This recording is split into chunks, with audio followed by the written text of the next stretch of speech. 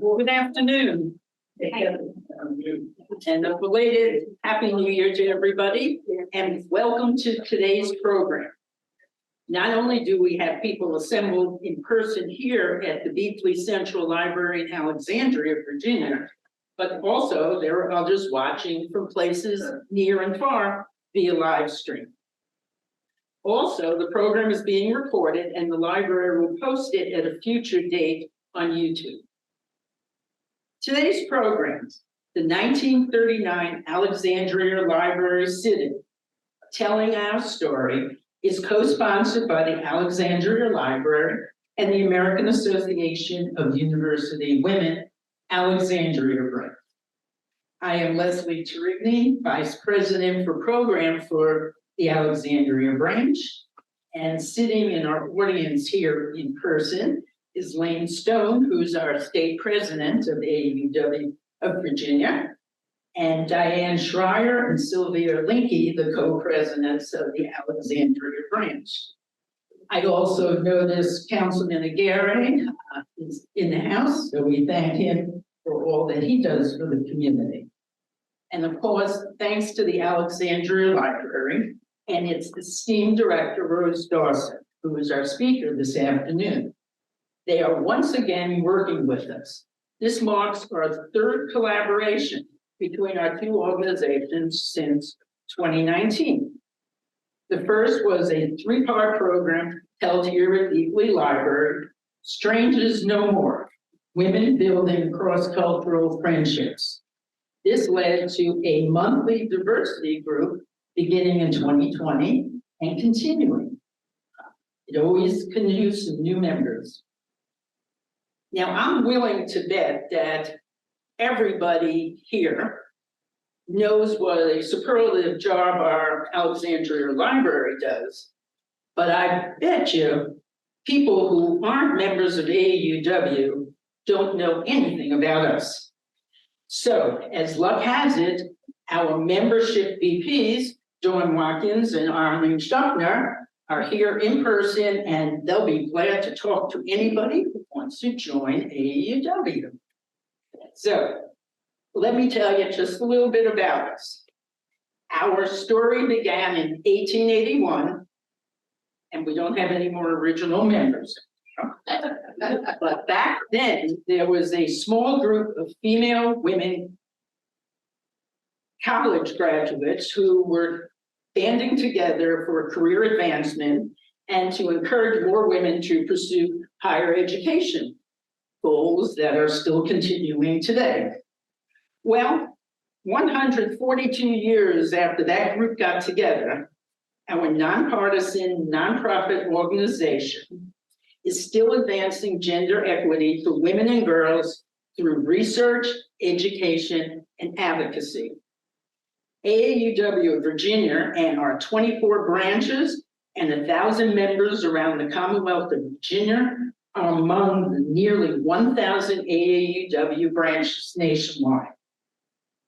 We have published hundreds of research reports, and our first one in 1885 disproved a prevailing myth of the day that college impairs a woman's fertility.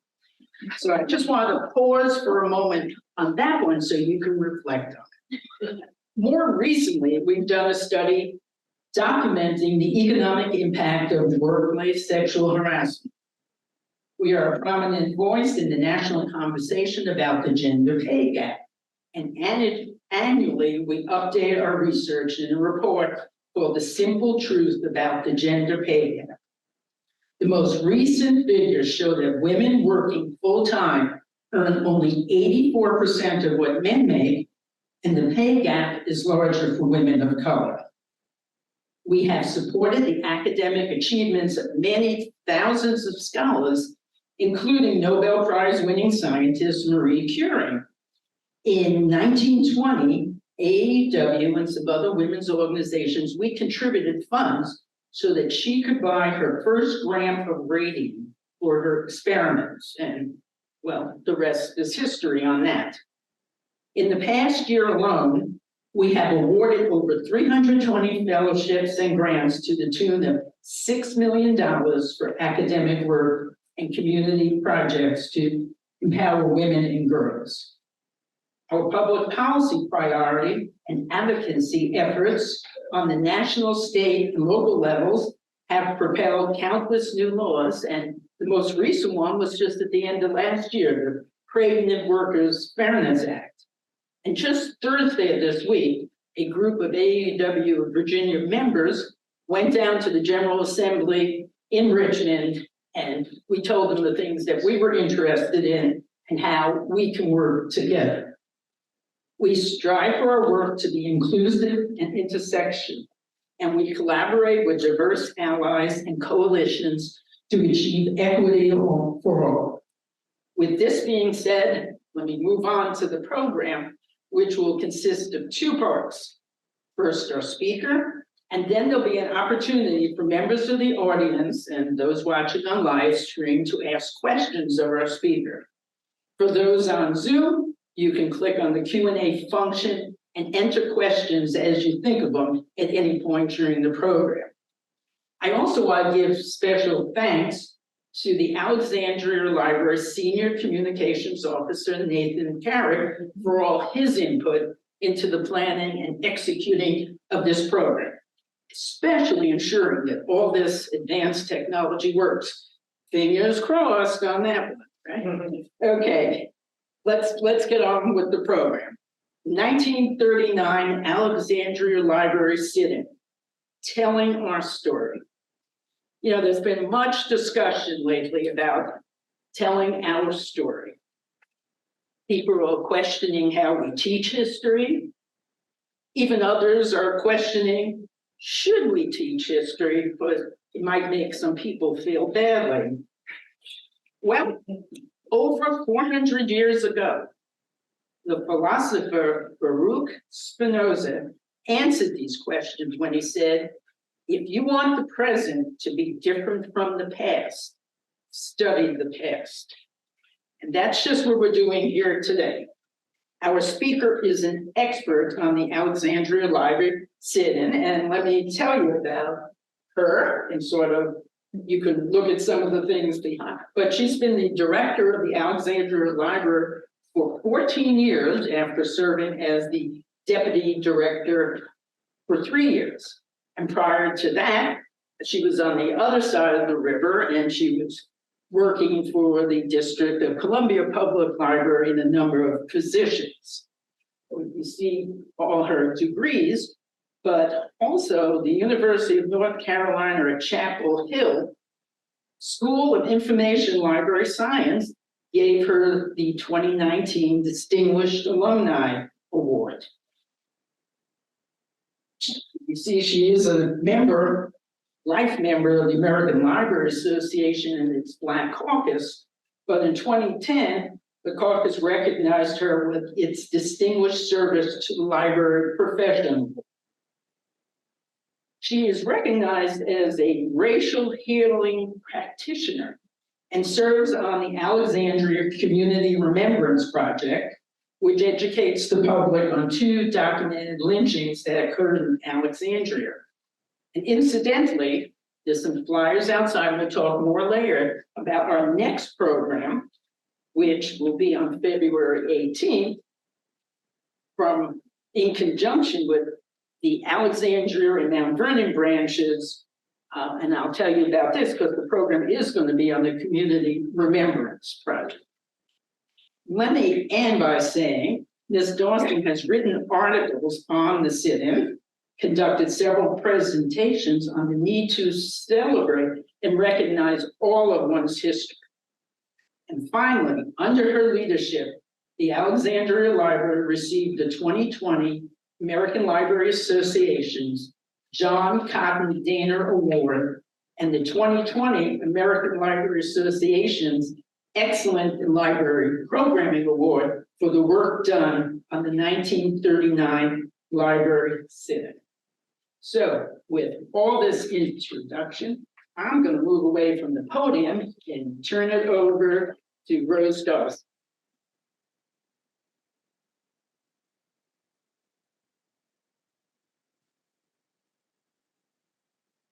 Thank you, Leslie. Do I really need this? Can you hear me? Yes. Yeah, unlike most librarians, I'm kind of loud. I started the profession as a youth services librarian, and so that's what brought me into the profession. For those of you who heard my name but had never seen me before and were wondering why you thought you knew me and it was familiar, it's probably because of the name. Rose Dawson, you must be Titanic fans. You know, but I go by it legitimately. I married the man. She kind of just took it, you know. I am happy to be here today with you to talk about how the Alexandria Library has celebrated this part of its history. And I have to admit, I've been in the profession for a minute before I found out or even heard about this. I had come across the river in 2005. And as they were taking me around as the new deputy director, one of my staff informed me, he says, oh yeah, and we had a sit-in occur right here in 1939. I thought he misspoke. And then I thought I misheard him. And so I was like, 1939? He said, oh yeah. So I made it my business to come down on the weekends, number one, on Saturdays, because I needed for the staff who worked on Saturdays to get to know me, to see me, recognize who I was, and for me to interact with them. But after I would visit that one branch on that particular Saturday, I would go over to the library's special collections department and I would research this particular story, because I realized that I could not have had that job without the actions that took place by those gentlemen. And so I want to share with you all today how we over the years have gone about celebrating and telling our story. Because while we're the first documented library sit-in to occur, other places need to recognize and celebrate when they segregated and integrated. And maybe they would be able to use us as an example to pull that off. So, telling our story. As we look to do this here today, I think that all libraries need to not just know, we can all raise our hand and tell you when we became a public library and when we opened our doors. We're very proud of that. But if I go and I ask my colleagues, but when did you integrate? Or when did you, or when did you open your doors to anyone other than the originals? We all kind of struggle. And so we want to serve as that model by telling our story. So this today is my once upon a time. So let's take it a little further back. It's history. We know this, right? Mm-hmm. Civil War home of boyhood home of General Robert E. Lee. We, the first president of the United States. Now, most of us grew up learning and hearing about Mount Vernon and the relationship to him where Mount Vernon is concerned. However, actually, George Washington hung out in Alexandria. He partied over at Gadsby's Tavern. If you don't believe me, go take a tour. And you will see that he and Martha knew how to cut over at Gadsby's. But on a national level, when you think of African American history, we basically learn about the Civil War, slavery and the Civil War. And once the Civil War is over, it's as if African Americans were happy with their way of life. And nothing else took place until what we call the official civil rights period, when Rosa Parks chose to sit down chose to sit down instead of getting up. And that was, so 15 years before that took place, Alexandria had its sit-in. 20 years before the sit-in that occurred over in Greensboro. Now, I'm a Carolina girl. You saw my degrees are from Chapel Hill. So I grew up on learning about the young men over at A&T University going into the Woolworth lunch counter and sitting down and refusing to get up, but never heard about Alexandria's sit-in that happened 20 years before that. And then the iconic I Have a Dream speech took place in 1963. So we were all taught or led to believe that African Americans, there was this long period before we decided that something needed to be done. And that simply isn't true. And our story is a perfect example of that. So let's talk a little bit about Alexandria yesterday when it comes to its library. Well, the Alexandria Library Company was chartered in 1794. So this was the fact that Alexandrians have always valued reading. They've always valued a library. And so they created a subscription library, one of your earliest forms of to pay to play. If you had the money to pay the subscription cost, then you had access to the material in the books. However, if you didn't, then no, you did not have access to items. But it's important to recognize that from 1794 up until the 1930s, they had this collection of books and it was looking for a home. And so the library is embedded in Alexandria's history.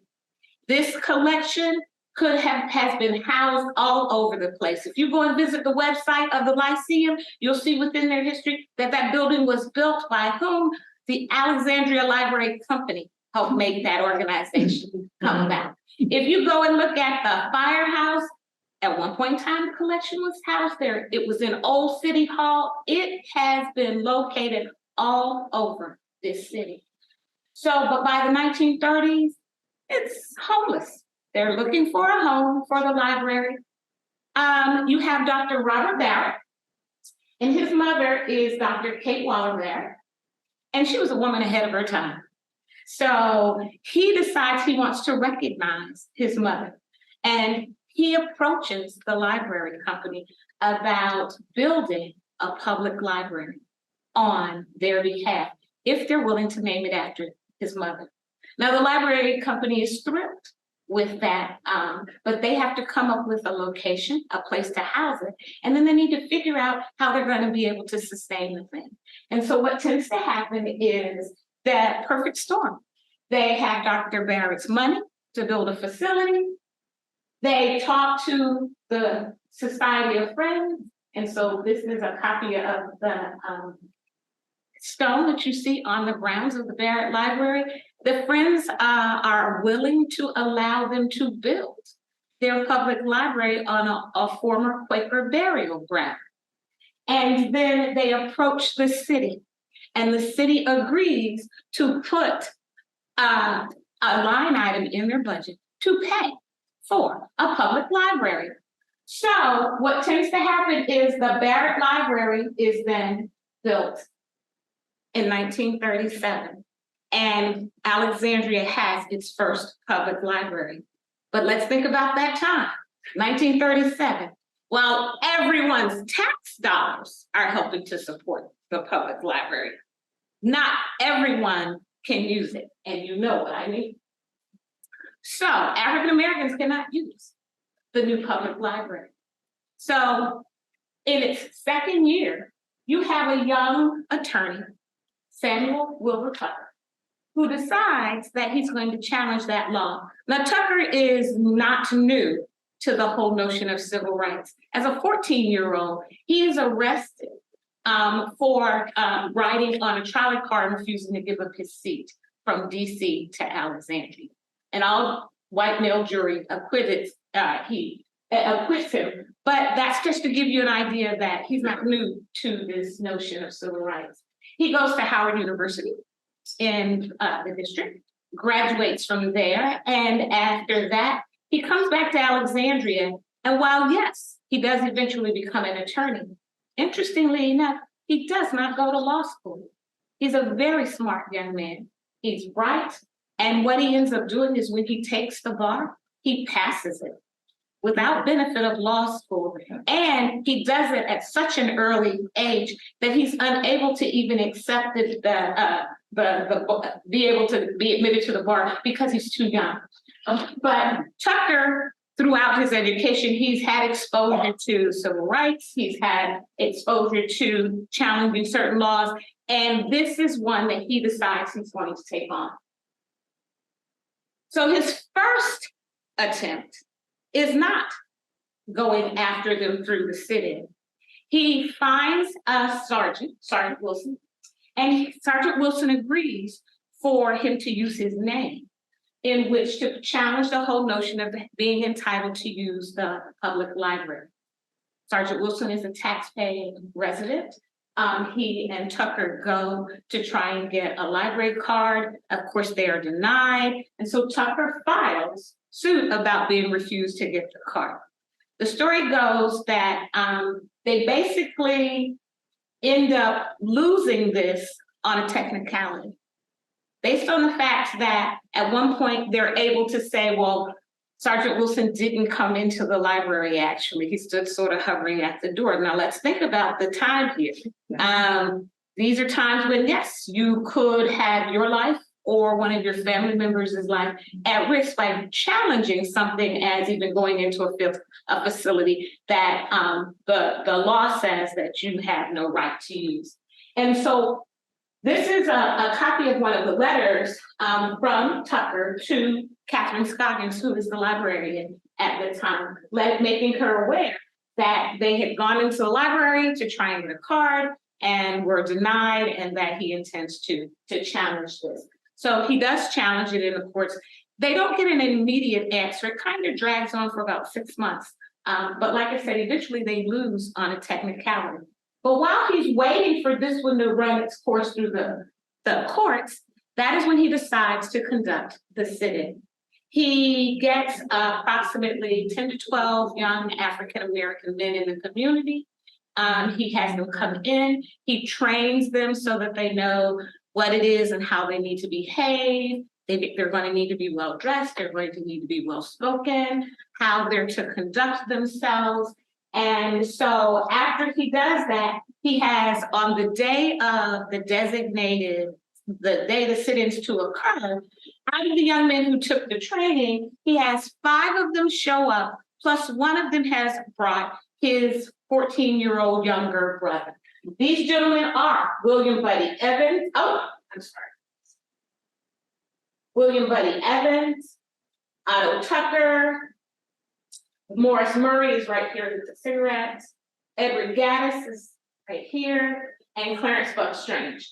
So each gentleman goes to the library individually. They enter. They basically ask about getting a card. The person who is there, of course, tells them, you can't, you need to leave.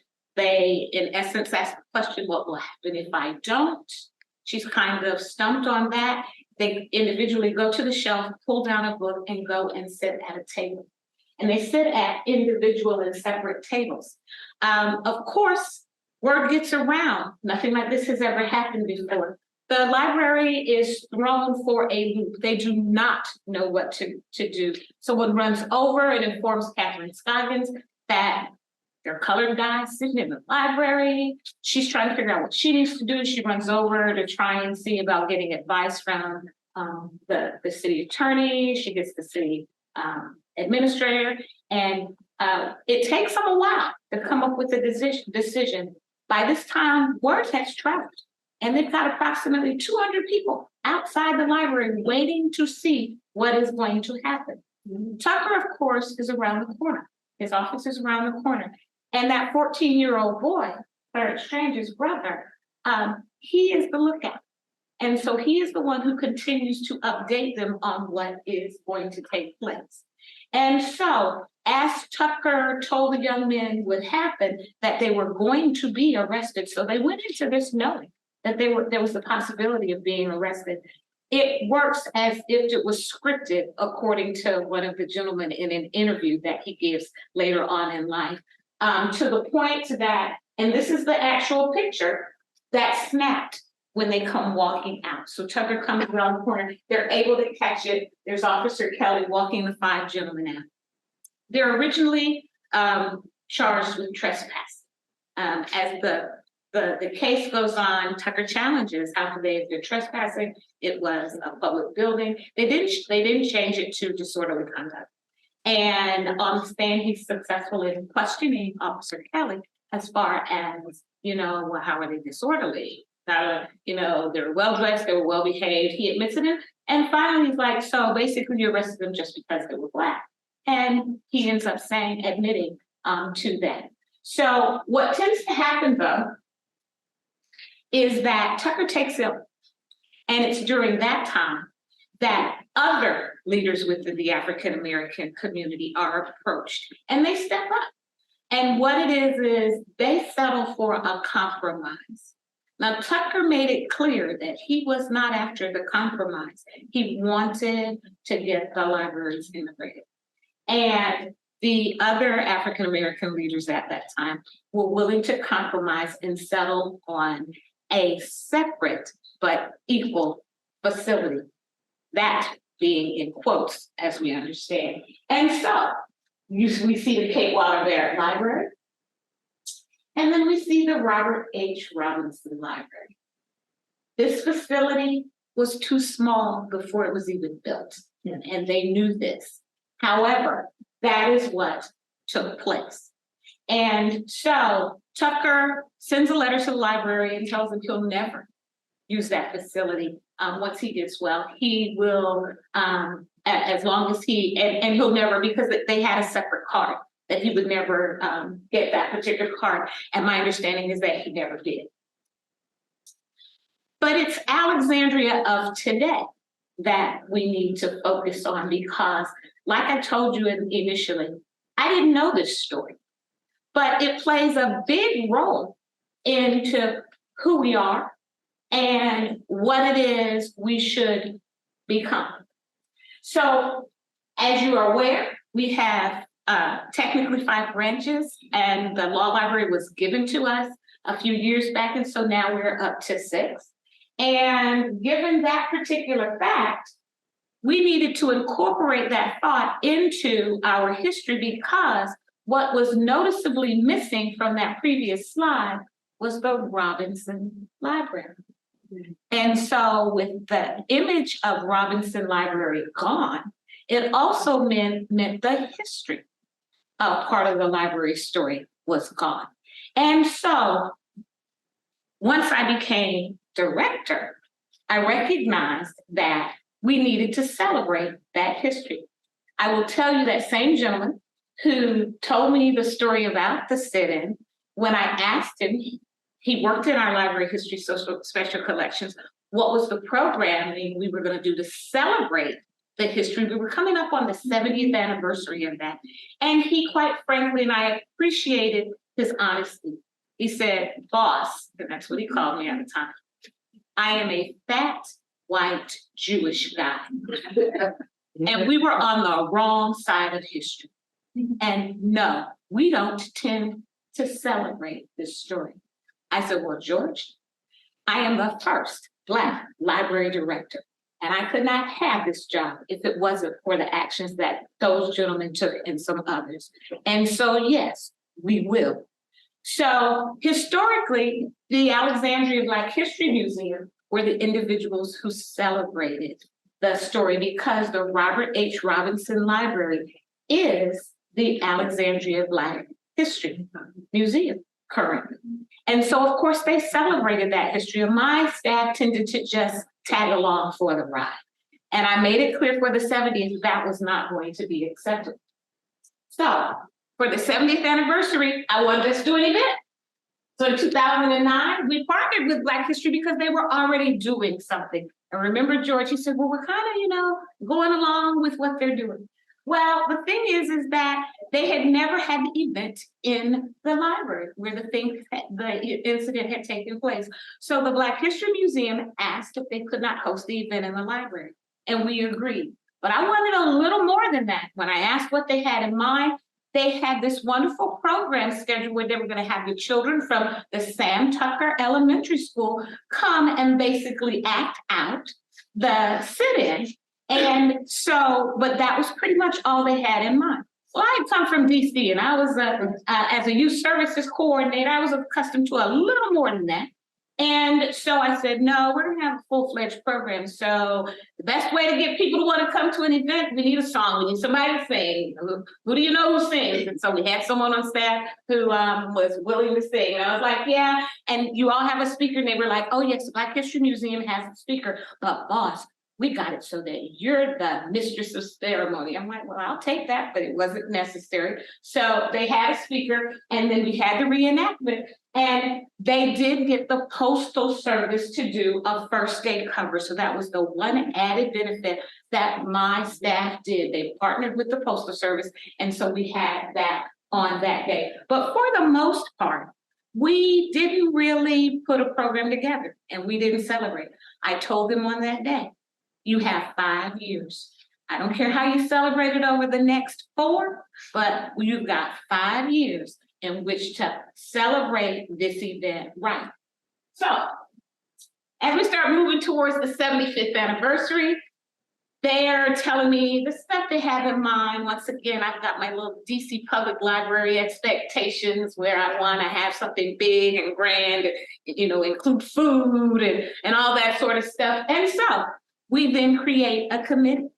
And what happens is we do an internal committee and we do an external member committee, because just as I wasn't as familiar with this story, there's still a lot of Alexandrians who are not familiar with this story. And there is some concern about our celebrating this event.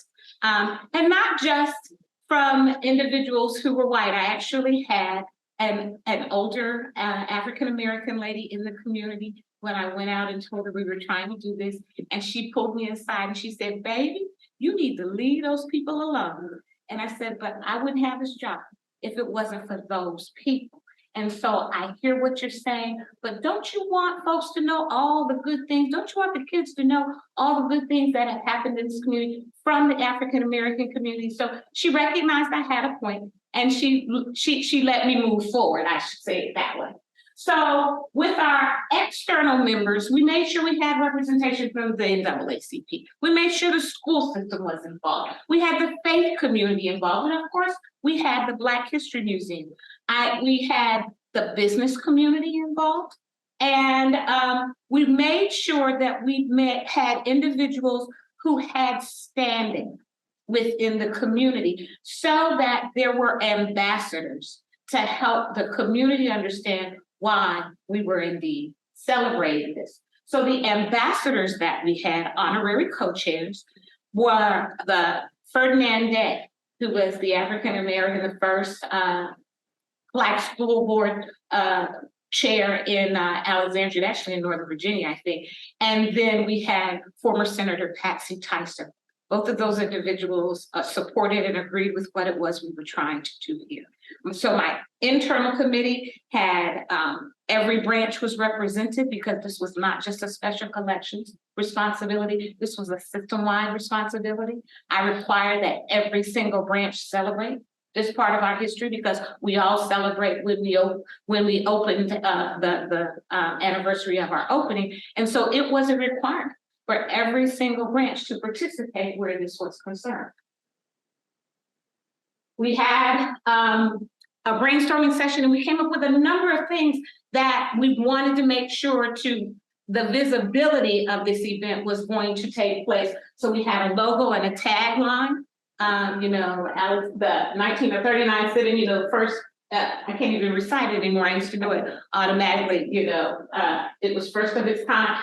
We did event publicity, we had press releases, we got proclamations, we had signature sit-in events. And so, because these were events we were going to do every year, all right? And then the website. So we also went and purchased the domain names, because when the staff went and searched up library sit-in online, of course, the 1960 sit-in for Greensboro showed up. So we bought them. The librarysitin.org, .net, .com, you name it, we bought it. And so when you do that search, we come to the top of the list, okay? We have the postcards that you see out on the back, and those were the things that we made sure were available to help get our story out. We did an exhibit, the exhibit that's here at the front of the room, and then we had your traditional giveaways, the type of swag that you want to hand out to students and everything. We knew we wanted a historical marker, and so that was one of our efforts, and then we wanted a wayfinding sign from the city. That was our first button, our pin, Alexandria Library sit-in of 1939, a peaceful protest ahead of its time. So here's a copy of the postcard that was put together. Our checkout receipts, remember checkout receipts? So our checkout receipts had on the bottom of the receipt. So in addition to people who were looking at it to figure out when their books were due, we tagged along celebrating 75 years of the Alexandria Library sit-in. So anywhere that we could market this, we did. We had a bike tour.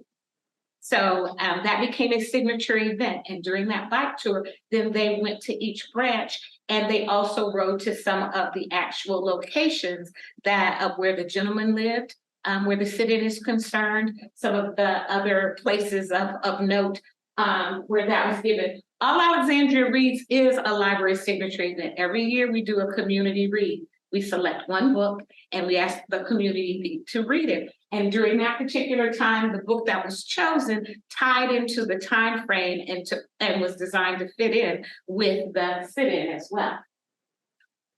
So when we did our signature event for that anniversary, we closed the street off in front of the Barrett Library, Queen Street.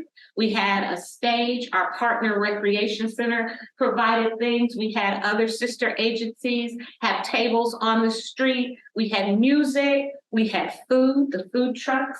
And that was when we unveiled our historic marker. You'll see that we have right here, Ferdinand Day participated. We had family members from the sit-in. We had two keynote speakers. The former, well, he's not former, he's former DC councilman, but Franklin Smith, who is now the head of the founder of the African American Civil War Museum. He came and he was one of our keynote speakers. Lucy, former Mayor Bill Ewell. Patricia Timmons-Goodson was serving on the Civil Rights Commission, and then of course Senator Ron Kapika. Our board even were asked to decorate the Christmas tree in City Hall, and we turned that into a thing. So one of the ornaments, staff created an ornament and they hung that on the tree. And so anytime anyone went to that tree during that holiday, it was the pin and it had ribbons all around it or whatever, and it was turned into an ornament. And so there were 7 of them hanging on that tree.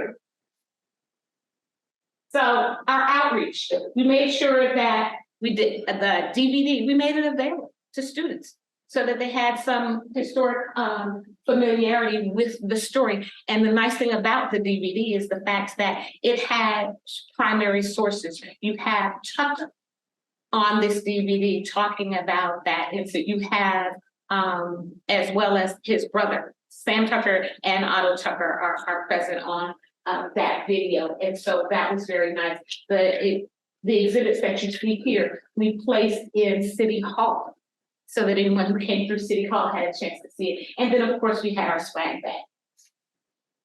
Now, of course, to evaluate our program and our success in it, how much media attention did we get? And one of the things that we were happy about, of course, it was in the Gazette, full page story. And then when you opened up into it, it was a double spread. We made sure it was in the Gazette. It got coverage in the Times. This is George Combs, who would call me boss. And so it got coverage in the Washington Post Metro Center section of the Post. And we received coverage in articles, magazines. And so we were very pleased with how things went at that time. Our digital media, we had it on digital media. We were not as successful where that was concerned. But it is listed in Chase's calendar of events. If you go and you look it up, it will say that the Alexandria Library celebrates this event every year. The digital displays within the public library, you will find that we'll advertise it there. And then of course, on our website, it has its page. Our social media, we have a few things on Facebook as well as, yeah, we weren't that good when it came to that. However, our Twitter page and our social media, our Facebook page, but otherwise we did have some coverage, but that lets you know where you need to grow. So from that event, we realized we still had a number of people as we 5 years later, as we started to talk about it and everything, we still found that people didn't know our story. And so for our 80th anniversary, then we found ourselves doing a lot of the same things that worked. And then we added some new things. So all of these things automatically were taking place. We didn't necessarily worry with an external committee. We did have internal committees, and it was still system-wide control. And so those things that worked, the thing about the 80th was we were celebrating the 80th anniversary of the sit-in. At the same time, the library was turning 225 years old. Remember the library company?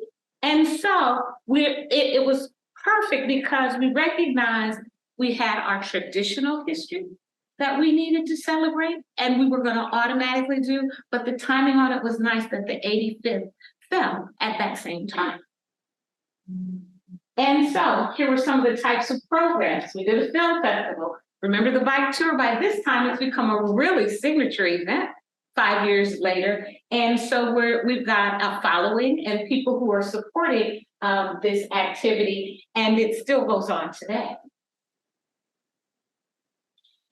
Now for the 80th, what we fell short in with the other two events that we were aware of was we failed to include the participants' descendants. It wasn't because we didn't try, but once again, we struggled with making contact. You also find that given our history where the African-American community was concerned, there's still a certain level of distrust that exists even to this day, okay? And so we were determined that we were going to include the descendants with the major programming that we wanted to offer. It took us about 7 or 8 months to get some feedback from a couple of people who were willing to meet with me who were descendants. We had Buddy Evans's family and we had Morris Murray's family. So I only had 2 out of 5 who came together. I apologized, acknowledged that the history, we missed the mark there, but we were trying to make up for it at this time, that when we celebrated it previously, they should have been included. We were not successful at that time, and so we had put the brakes on. We weren't going to do anything that they weren't comfortable participating in. Let them know at that phase of the year, because this is around July that I'm meeting with them, that we only have a couple of things we'd like to do. We would like to make sure that they're major when it comes to this celebration. And so we would like to create read posters with their images. We would like to enact the standing of the gentleman in front of the library. And we would like to host a descendants panel. Initially, there was some reservation about being a part of the descendants panel. But as we shared the history that we had things that they didn't know. As you can imagine, over the years, people don't necessarily talk about things that were painful. Remember the woman who told me you need to leave those people alone?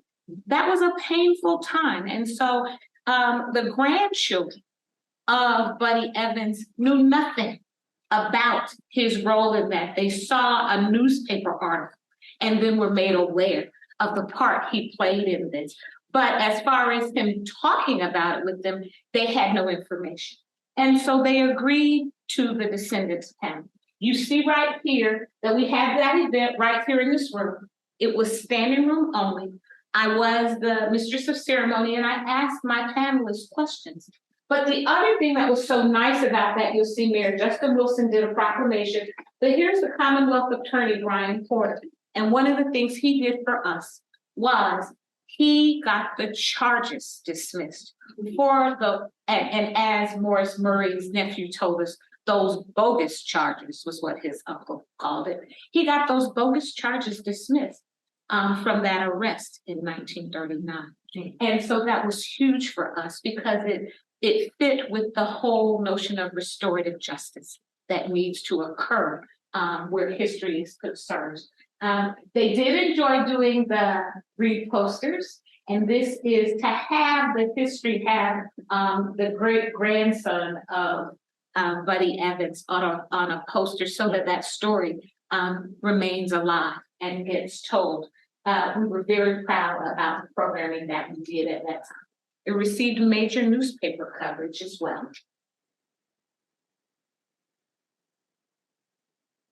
And our social media, what we did this time is we used the American Girl dolls. One of the youth services librarians decided that they would have a program about the American Girl dolls. And the Addie doll was tied into this, and while she's from the civil rights period, what we did was we had Addie travel, so we had a partnership with VRS, and we had Addie catch a train from DC and ride it to Alexandria, and that she was coming to visit relatives in Alexandria. And one of the things that she would experience through those relatives is she'd come and visit all the different historical sites that there were to enjoy. I had the pleasure of being on the train platform at Union Station in DC, and people looking at me, and I told them, feel free, go because these men were like, and they were coming over and talking. It was just really, really good. On the train, I'm sitting on the train, and I've got the doll beside me on the train, and people are asking about what I'm doing with this doll and everything, and I'm telling them, because it's a quick, 3 stops or something like that. So by the time we get here, little did we know, based on our marketing of this event, it was picked up, and some parents who had daughters and kids who had, because not all of them there were daughters, they had American Girl dolls. So imagine my surprise and my pleasure when Addie and I stepped off the train, because we had a staff person who had agreed to have his daughter at the train, and so that I would be able to hand Addie over to her, intentionally. I come and I got a tiny load. When I get off the train, I got at the tracks just a boatload of young girls there with their young children, with their American Girl dolls who want to meet my Addie. And so I end up doing an impromptu talk on what Addie is there and how it sort of tied in with our sit-in.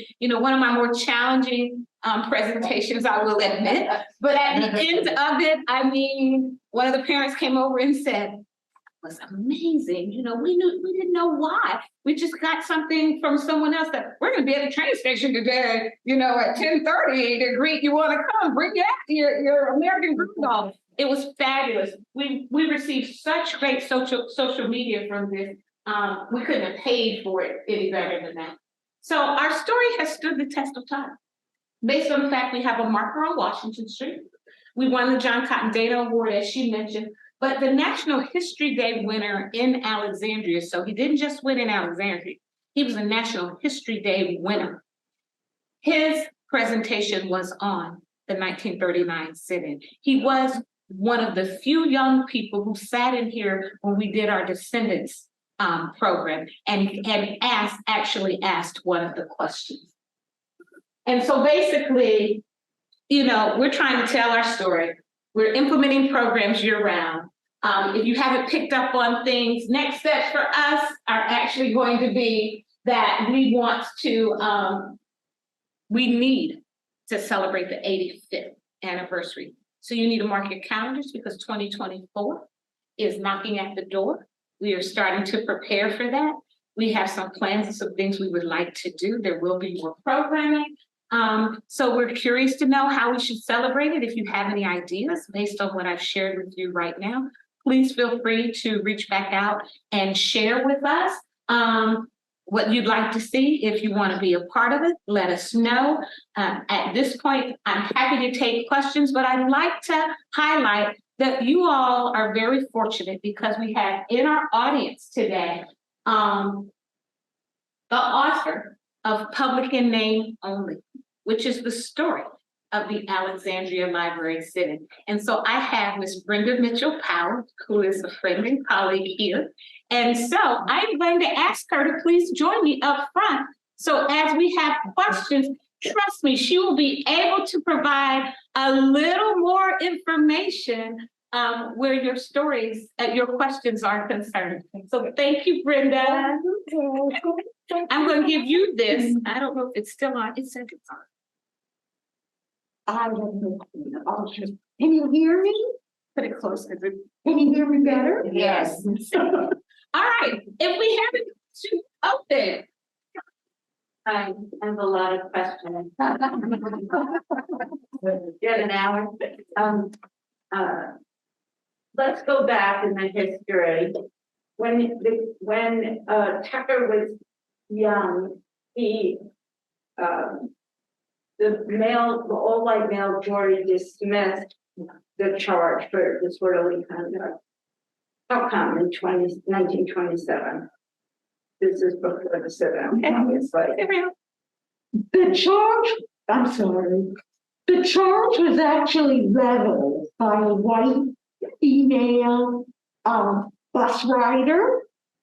She objected to the fact that there were actually 4 young men who were involved in this particular incident.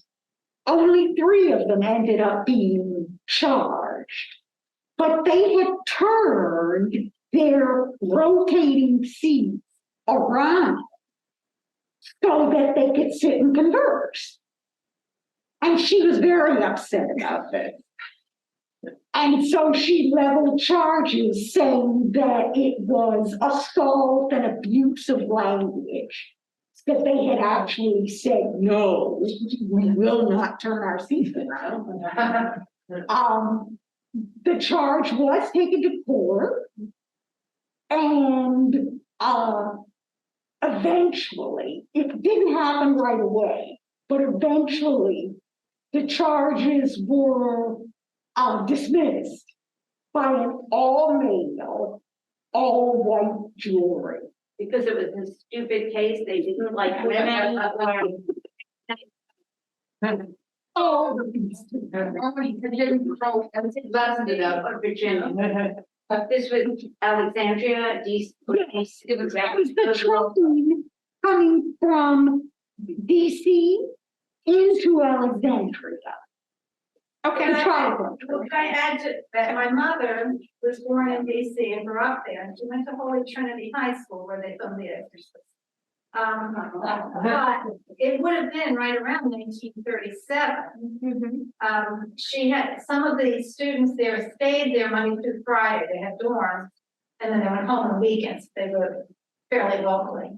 She didn't, but she was going home with a friend who lived on a farm at Seven Corners. And they were on the bus, and of course she'd been all life in DC, and when they came across the bridge, the bus stopped, and the black passengers had to move to the back of the bus. And my mother, brought up in DC, it was certainly segregated, but not like that. It was not Jim Crow. And she was appalled. She had no idea why this was happening. And it would have been the same year. So I suspect had they refused to move to the back or something, then they would have broken the law. But I'm thinking turning the seats around wasn't breaking the law. So I think maybe that would be the difference. But I wanted to ask also, if you know, in 1939, the demographics of the city in terms of proportion of black and white. Which city? This city, Alexandria. Off the top of my head, as you're asking me this question, I don't remember, but it's in the book. I did a lot of research to determine what the demographics were during the various periods in which the sitting took place, the arraignment, the hearings took place, the court went, the case for the writ of mandamus with Wilson went to court at the corporation court, and I address all that in the book. But Alexandria never had a population of blacks that was greater than about 14%. Oh. So That under answers the it, yeah. under the circumstances, yeah. And Tucker, I'm jumping back to the sit-in, but Tucker was really taking the chance, not only with the white community, but with the Black community. Because there were a great many people in town who did not approve of his following through on his idea to conduct a sitting demonstration. They thought it would create a flap. Some didn't want to remember painful times, didn't want to think of themselves as having lived under Jim Crow. So they were against the protest. Now, So and one of the things, people, one of the things from a library standpoint, the question had materialized about what Alexandria Library was going to do about its Black citizens and using their facility. So it's in the minutes that the discussion of this being something they were going to have to address has taken place even before Tucker's sit-in. One of the things they're looking at is whether or not they can put it in the Black school. So put it in the school, which is what some other places had done. And that way they didn't have to share it, or coming up with a back door in which they would enter, or doing the colored library, the separate but equal. But it wasn't it shouldn't have been a surprise to them, because the conversation had already started about how are we going to address this problem. and it should be emphasized that the powers that be in Alexandria, the city manager, the library board, the librarian, all preferred the idea of a separate Yes. but unequal library. Yes. Do we have any questions on it? Okay, we're good. We don't want to ignore them. Dear author, Brenda, could you please give me your whole name and repeat the title of the book, please? It's actually, I brought some business cards. That's good. So I will be happy to. So it's Brenda Mitchell-Powell, public in name only. Thank you. And I didn't have a copy because ours is checked out. So that's why I put it up there, and it's not on the back. The book is available though at the Office of Historic Alexandria sites. And it's also available at the Tourist Bureau, just across the street from City Hall. So you know in 2024 who will be one of our programs, right? I saw another hand, yes. Hey, when they were arrested, were they all treated the same, or did they receive different treatment? Are you talking about the five protesters? That's an interesting question. From the beginning, Tucker was serving as attorney for all five men. Beginning with the second hearing, Buddy Evans was represented by a white local attorney. Buddy's father worked for this white attorney and preferred to have him represent his son rather than Tucker. It came out later that the probable cause was that Buddy Evans had been involved in an assault case, and his father was a little reluctant because he feared that his son would end up going to jail, not just for the protest, the sitting protest, but also on the charges associated with the assault conviction. Because he was on probation. Yeah. It wasn't the charges. Yeah. And then Tucker does the remaining four. Tucker represents, but it's Morris Murray who agrees to represent. So he'll stand. So whatever they decide is going to affect him. Then he's the one who actually stands for the other gentleman. Yes. Yes, ma'am. The Robinson Library, how long did that continue to be used and as a Blacks only library? And is that when the library system was integrated after that? The library, the Robinson Library was open less than 1 year after the sitting demonstration and less than 4 months after Judge Wools's ruling that George Wilson, this again, we're going back to the Mandamus case, his ruling that had George Wilson identified himself as a local resident, and if he had given evidence of his identity, he would have been allowed to get a borrower's card. The technicality the library was trying to avoid. Exactly. So as wonderful as he was in terms of serving as a judge, he eventually capitulated to the will of the community, particularly the library board. Library board won? I'm a little confused. The library board wanted there to be a segregated Black library. So rather the than timing, allowing the Blacks timing, to go to the white library. so the timing on how quickly they built that facility is what she's sharing, in less than 4 months after the George Wilson thing and even less than a year after the whole trial. Miraculously, we were able to build a public library for the Black community. Because find land.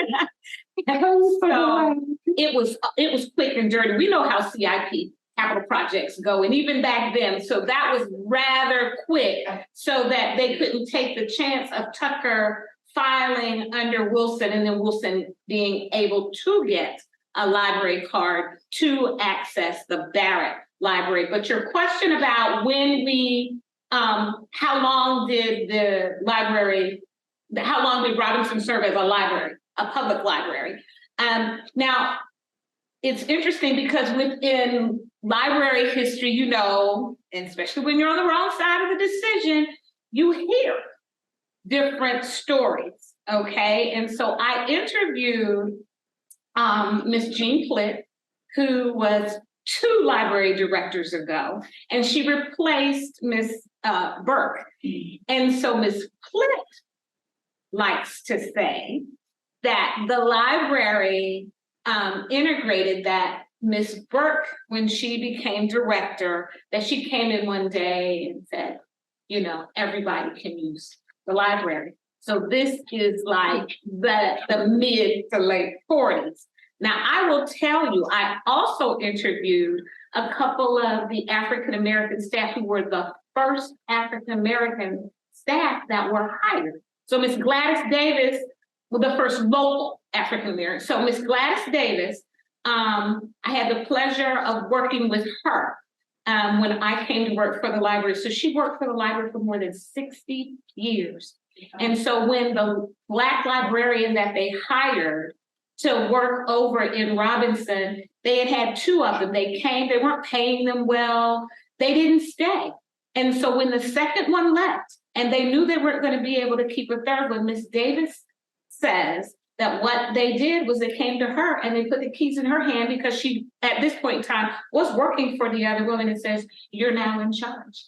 And so she becomes the librarian. And so lots of generations in the African-American community know Miss Gladys Davis because she was at that point in time and she ran the facility. So one of the other folks that were hired after she was shared with me the story that when she was in high school attending T.C. Williams and she and her friends were needing to do research, they went over to the Barrett Library. So this is like the mid-50s. And the young woman comes over and says, ask them why they're there. And she tells them that it's because we're trying to do an assignment and do research. And she says to them, well, you have your own library. And she said they told them, yeah, but the little kids are in there because the poor little place is full. And you know, it was too small to begin with. And she said it didn't have the books. They needed to do the research. So I got this from a person who worked for us. She said they didn't try and stop us from using the library, but they didn't help us either. So we ran it as it was the library, and then it became our bookmobile library in the 60s, and then we no longer had the Robinson Library, and so I would say that long story short, the Robinson Library opened in April of 1940. Judge Rules makes his final ruling on January 10th, 1940. The Black Library remained a segregated and unequal facility until 1959, when the library, the all-white library, was integrated, but only for adults and children over the age of 16. Young children were still not allowed in the library. This, despite the fact that Black librarians from the Robinson Library often visited the Alexandria Library to help them conduct children's programs. Yes.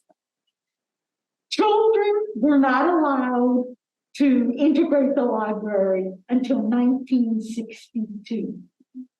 So white kids could come, but not Black kids, or no kids? No. The Black librarians from the Robinson Library would go to the Alexandria Library. Yes, I understand that. To assist the white librarians with programs for white kids. Okay. Yeah. Here's a question right here. You know, it's fascinating. I live in Annandale, Fairfax.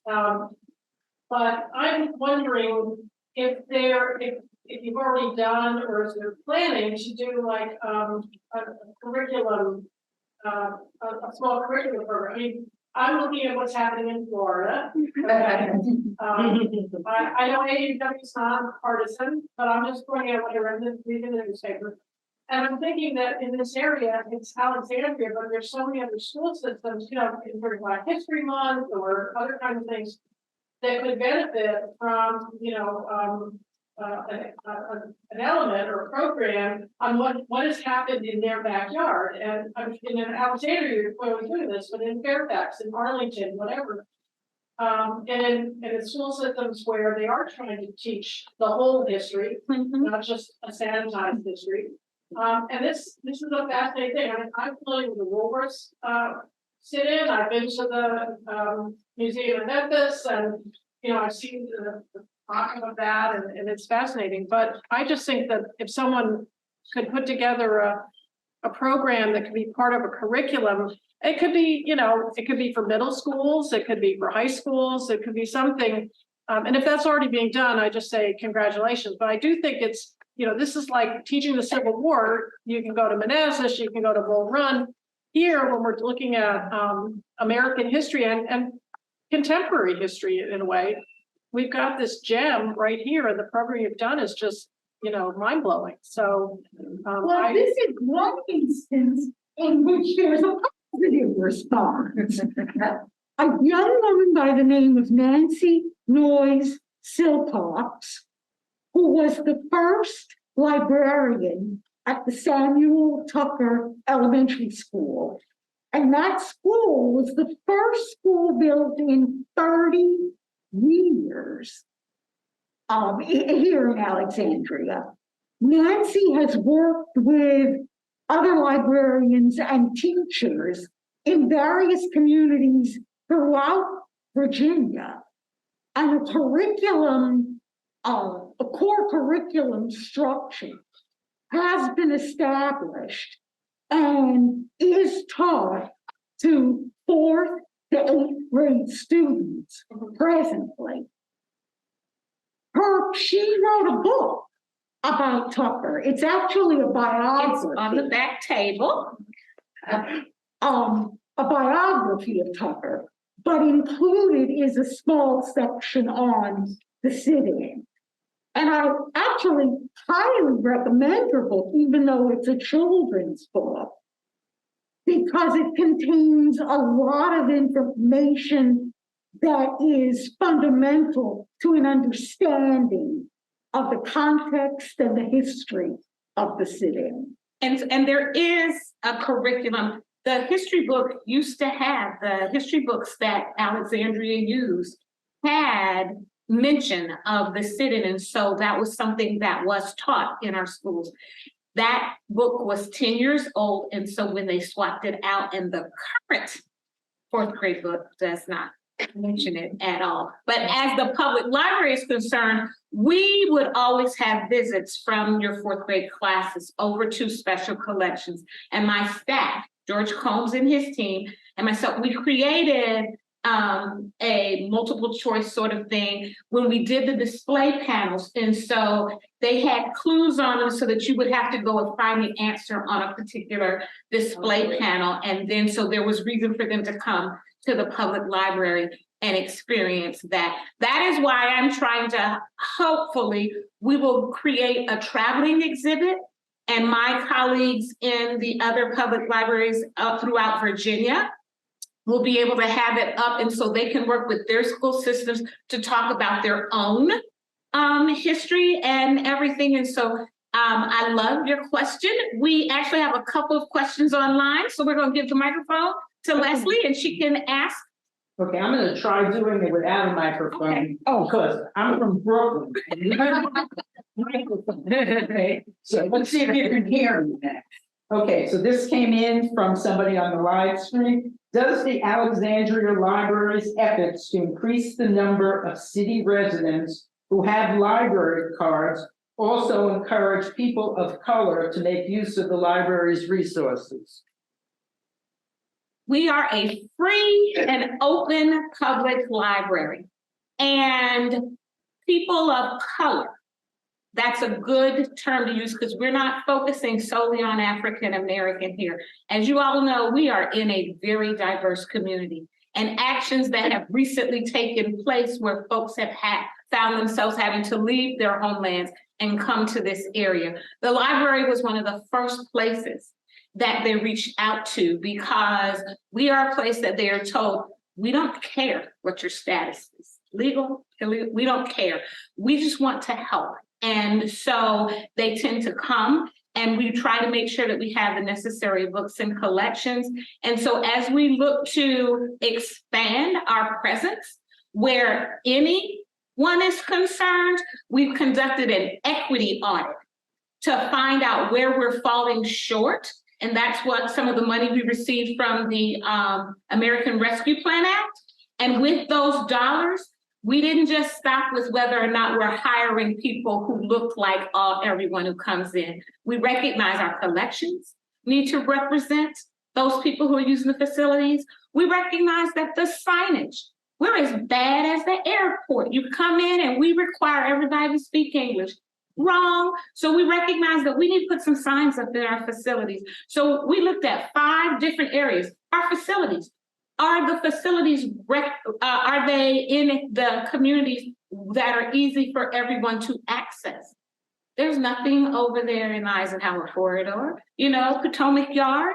So we recognize we had an equity audit conducted. And so, yes, to that end, we aren't just trying to have Rose Dawson go before anybody and say, I really need, and pretty please can you give me, librarians love data and we love research. And so we are basing our needs on that sort of information. It's a good question.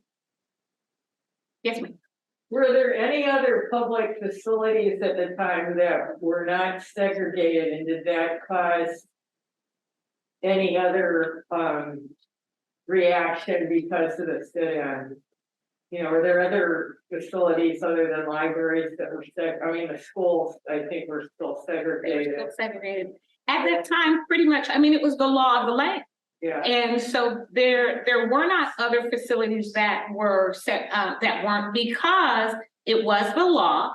And, you know, you look at the fact of Tucker, when he first started out, he was interacting with, a lot of your African-American attorneys, such as, what's his name, the building's name, that Mr. Houston.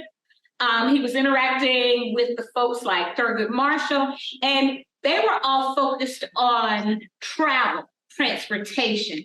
Tucker pitched the notion of using libraries because everything was about transportation in schools. He pitched the whole notion of public libraries and restrooms and everything, and he had their blessing to proceed in that vein.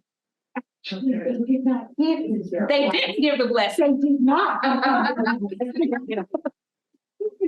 that time, they didn't see libraries as important components of anti-segregation struggle. Tucker did, however, meet with a couple of the powers that be, and they agreed to assist him in ensuring that his legal cases were sound. So he did have that support. And as the case progressed, including the George Wilson case, more people realized the importance of the library sit-in for civil rights history. Is this our last question? This is the last question. Last question. I just want to commend you for giving this presentation such a positive spin. That this was a very, over and over again, every 5 years, this was a very positive event that happened, dear listener, very positive. Given the fact that you all mentioned that there were people who were black and white, who were not comfortable with the sit-in. And we know also that we're in a time now where where it has been spoken that we must not make other people uncomfortable about things. And so I really think you're onto something, and you're gonna do it again in what, 2024? That's right. With telling us this was a positive thing, this is a good thing. Don't feel uncomfortable about it. Leslie, I think that's a great note to end on.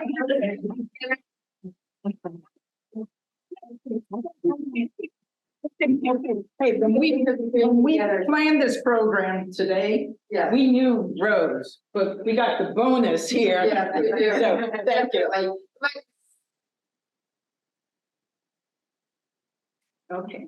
Hey, hang on. Oh, the paparazzi. Thank you all so much for coming and supporting the Alexandria Library. Okay, hold on. Did you get it? Okay. Want to get Okay. Okay, that's the library person. Anyone interested in my book? Okay, we just have.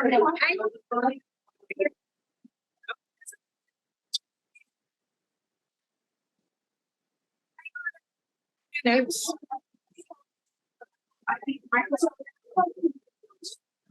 Okay, just 4 minutes here, and we want to actually wrap up the program with one announcement, but first, on behalf of AAUW Alexandria branch, we very much want to thank Rose for agreeing to this program. I came to the 80th anniversary program, and I was just awestruck by it. And I think when you talked about the punchline with the Commonwealth attorney and dropping the charges, that was just absolutely amazing. But we do have a little token of our appreciation, but I'm going to take half of it out because it's very appropriate to give the head of the library a book for her collection. Thank you. And this is the history of AAUW of Virginia from 1925 to 2010. I will read that. All right. Okay, and There's something else for you in there. And thank you so much. So much. And this will not be the last time you hear from us. All right. Thank you all. And just one more thing, once again, on February 18th. On February 18th, Alexandria branch of AAUW and Mount Vernon are doing a program, February 18th, Zoom, 10 in the morning, 10:30 in the morning to 12:30. We mentioned the Alexandria Community Remembrance Project. We are going to find out some about that with the director of the co-director of the project, Audrey Davis, who many of us know as the director of the Black History Museum, and Tiffany Posh, who is the project coordinator. We have flyers, and I think something went out, Nathan, on something go out on the chat for people watching it. You have, it's on Zoom, it's free, you have to register, there's a link there. So once again, thank you all for coming today. Thank the people who are home in their pajamas watching this. We appreciate everybody. Thanks a lot.